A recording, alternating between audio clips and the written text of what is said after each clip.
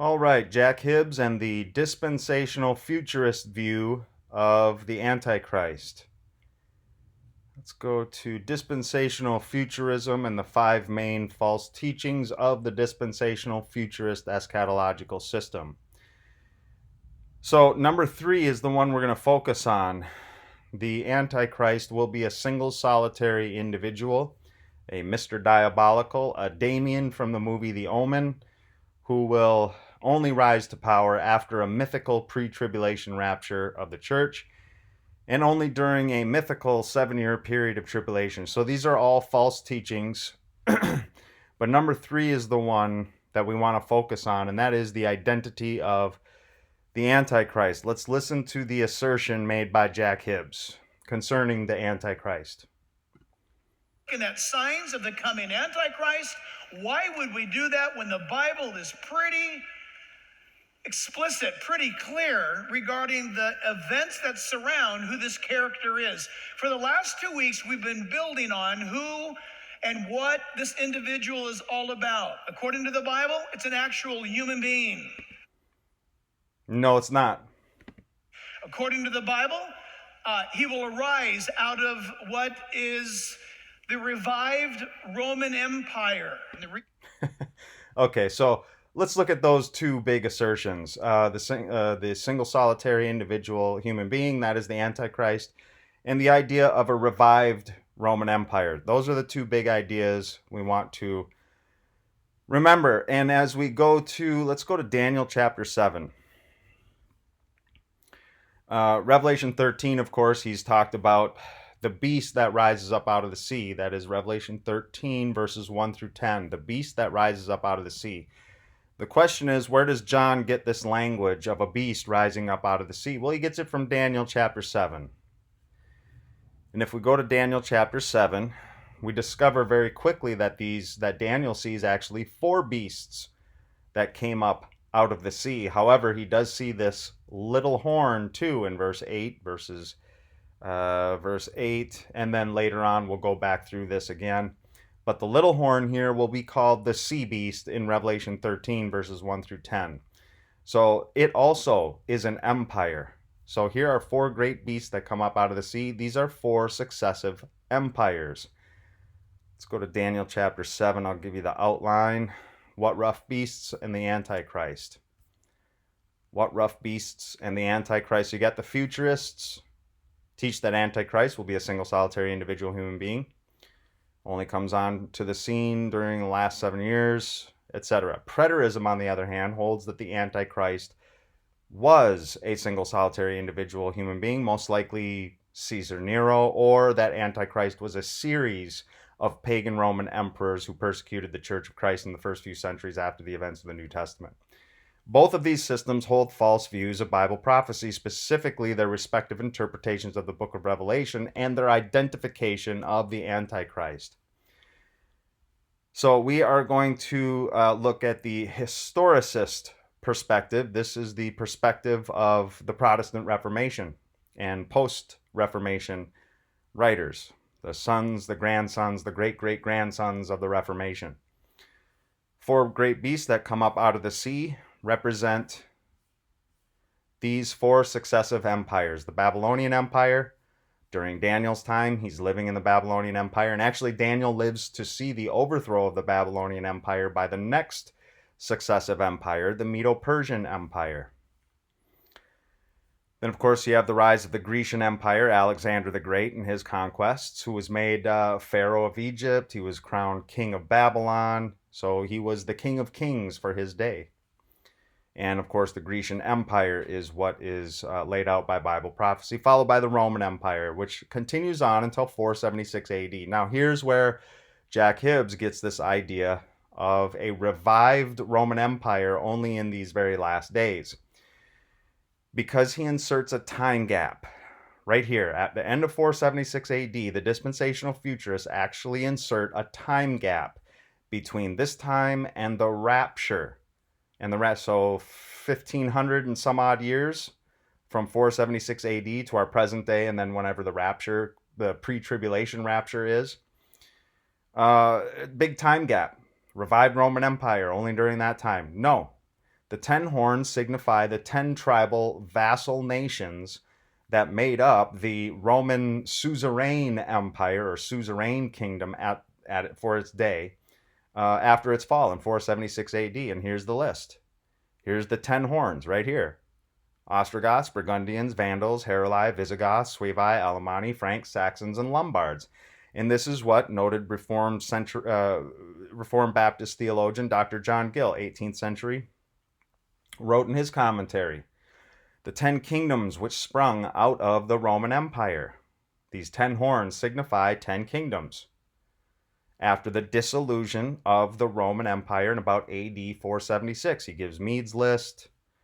Gill goes on to write, gives Sir Isaac Newton's list. Very similar to my own. And then, of course, 3 of these horns would be plucked up by the roots. The other horn, the little horn, that came up, and before which 3 of them fell. 3 of these horns of the 10 would fall before the little horn could arise. And this horn, this little horn, is the Antichrist, is the sea beast. So what does a beast mean in Bible prophecy? It means empires, successive empires. So the sea beast, Antichrist, in Revelation 13, verses 1 through 10, is not symbolic of a single solitary individual human being. It is symbolic of a religio-political empire.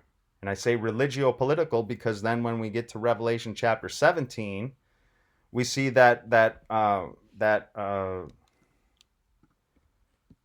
Revelation 17, we see that this Antichrist is a scarlet harlot, okay? The great prostitute that sits on the vestiges of the Roman Empire, okay? The Roman Empire never left, okay? Technically, historically, it fell in 476 AD, but Daniel chapter 2 says those 2 legs of iron, symbolizing the Roman Empire, which came to an end in 476 AD, goes right into the feet and toes of iron mixed with clay. So there's always a remnant of the Roman Empire, even to this very day. And, of course, where does the Roman Empire find its home ever since its fall? In the papacy. So papal Rome. I'll show you the judgment of the great prostitute who is seated on many waters. A woman who is a prostitute in Bible prophecy, just like it was in the Old Testament with apostate Israel.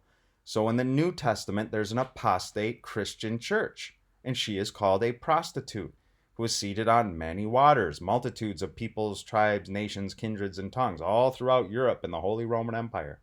The woman sitting on a scarlet-colored beast is not just a woman who is a prostitute.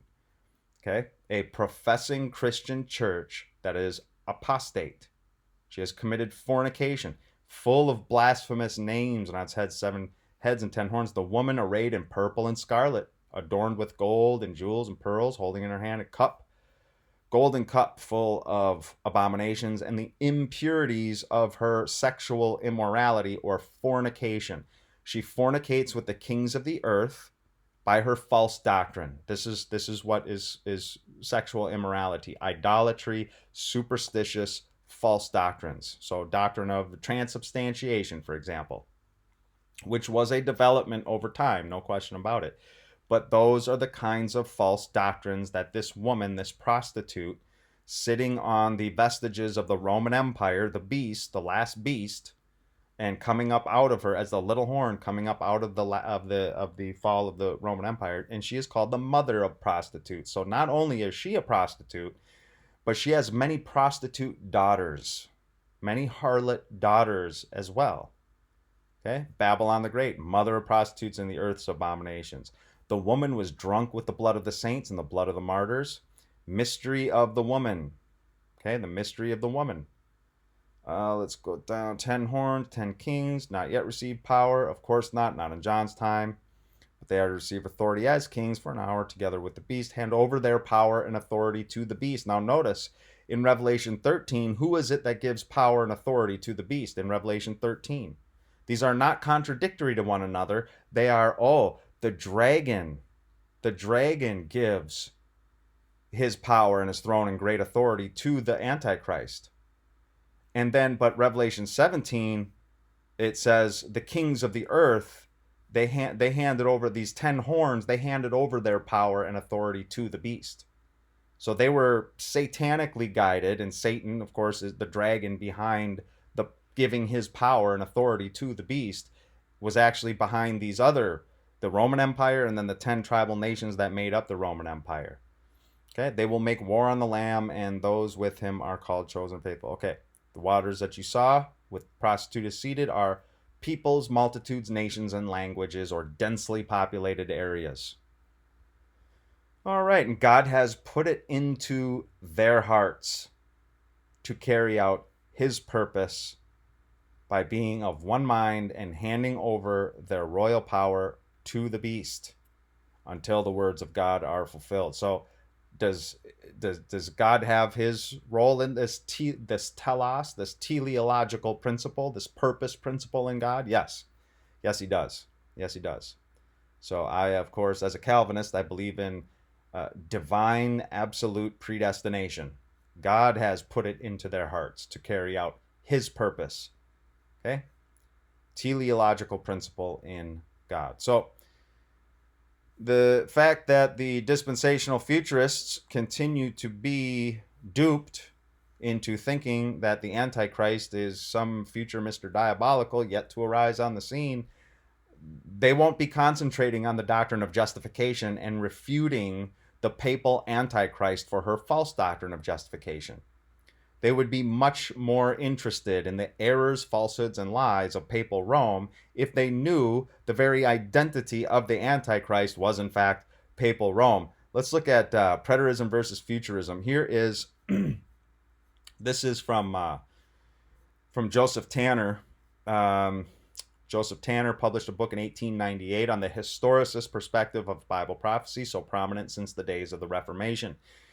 In his book, Daniel and the Revelation, the Chart of Prophecy and Our Place in It, Tanner traces the beginnings of the systematization of both the preterist and futurist schools of thought. Let's go through the futurist one because this is what Jack Hibbs is promulgating. Tanner wrote, I'm going to go down to the futurist part, the futurist system as we now have it, and the occasion which led to it. So great a hold did the conviction that the papacy was the Antichrist gain upon the minds of men that Rome saw at last she must bestir herself and try by putting forth other systems of interpretation to counteract the identification of the papacy with the Antichrist. Accordingly, towards the close of the century of the Reformation, the 16th century, two of her most learned doctors set themselves to the task, each endeavoring by different means, Preterism and Futurism, to accomplish the same end, the same goal, namely that of diverting men's minds from perceiving the fulfillment of the prophecies of the Antichrist in the papal system. The Jesuit Louis de Alcazar devoted himself to bringing to prominence the preterist method of interpretation, etc. Antichrist were fulfilled, the prophecies of Antichrist were fulfilled before the popes ever ruled at Rome, and therefore could not apply to the papacy. On the other hand, the Jesuit Francisco Ribera, and later followed by the Jesuit Robert Bellarmine, who followed Francisco Ribera in this futurism, tried to set out the application of these prophecies to the papal power by bringing out the futurist system, which asserts that these prophecies of the Antichrist refer properly not to the career of the papacy,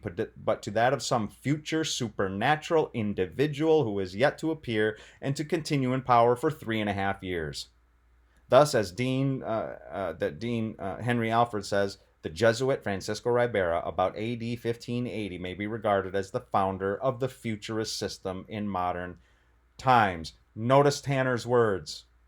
It is a matter for deep regret and lament that those who hold and advocate the futurist system at the present day, Protestants as they are for the most part, are thus really playing into the hands of Rome and helping to screen the papacy from detection as the Antichrist. It has been well said that futurism tends to obliterate the brand put by the Holy Spirit upon popery. Now, especially at a time when the papal Antichrist seems to be making an expiring effort to regain his former hold on men's minds. Now, once again, as at the Reformation, it is especially necessary that his true character should be recognized by all who would be faithful to the testimony of Jesus. right in the book of Revelation, that the work of the Reformation is being sapped and mined in England is only too evident. It has been boldly and eloquently proclaimed by Archdeacon Farrar and is acknowledged by some of our bishops. Is it not time, therefore, that those who oppose the historicist system, the historical system of Bible prophecy, which, by identifying the papacy with the Antichrist, form the prophetical basis of the Reformation, should ask themselves whether they are not in this way really strengthening the hands of those who are now endeavoring to undo that glorious work? Yep. That's what we have. Jesuit Futurism, right here, promulgated by Jack Hibbs. He doesn't know it. He doesn't know that's what he's doing. So, that's why it's hard for me to attack any of these men personally, because they are deceived and they are deceiving others. But I still have to point it out. So, let me know what you think in the comments down below. Antichrist, a religio-political system, not a single solitary individual human being. Talk to you soon. Soli Deo Gloria.